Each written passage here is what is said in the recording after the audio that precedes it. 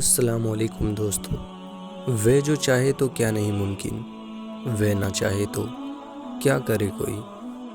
دوستو، رشتوں کے بازار میں آج کل وہ لوگ ہمیشہ ہی اکیلے پائے جاتے ہیں جو دل اور زبان کے سچے ہوتے ہیں، اور تمہاری ہر وہ جیت ہار ہے جس کا مقصد کسی کو نیچا دکھانا ہو۔ دوستو، تعریف کے محتاج نہیں ہوتے سچے لوگ، پھولوں کو کبھی عطر لگایا نہیں جاتا۔ دوستو، غصہ اور قانون دونوں بڑے ہی سمجھدار ہیں، کمزور کو دبا دیتے ہیں اور طاقتور سے دب جاتے ہیں۔ دوستو، ہمارا رب اتنا مہربان ہے کہ پرندوں کو پانی پلانے پر بھی جنت عطا کر دیتا ہے۔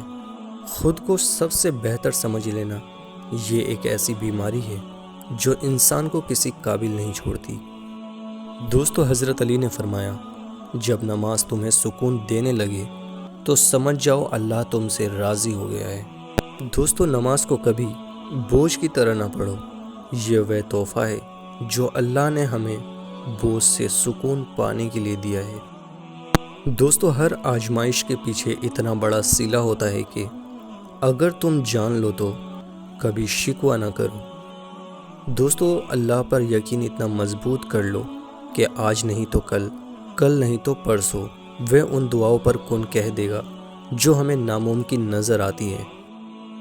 دوستو، نیت کتنی ہی اچھی کیوں نہ ہو، دنیا تم کو تمہارے دکھاوے سے جانتی ہے، اور دکھاوا کتنا ہی اچھا کیوں نہ ہو، اللہ تم کو تمہارے نیت سے جانتا ہے۔ دوستو، آزمائشیں کتنی ہی طویل کیوں نہ ہو، صبر کے صلے ہمیشہ خوبصورت ہی ہوتے ہیں۔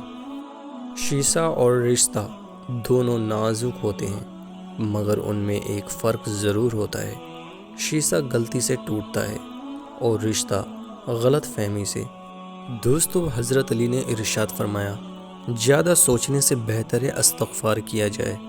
زیادہ سوچنا مشکلات کو بڑھاتا ہے اور استغفار مشکلات کا حل ہے۔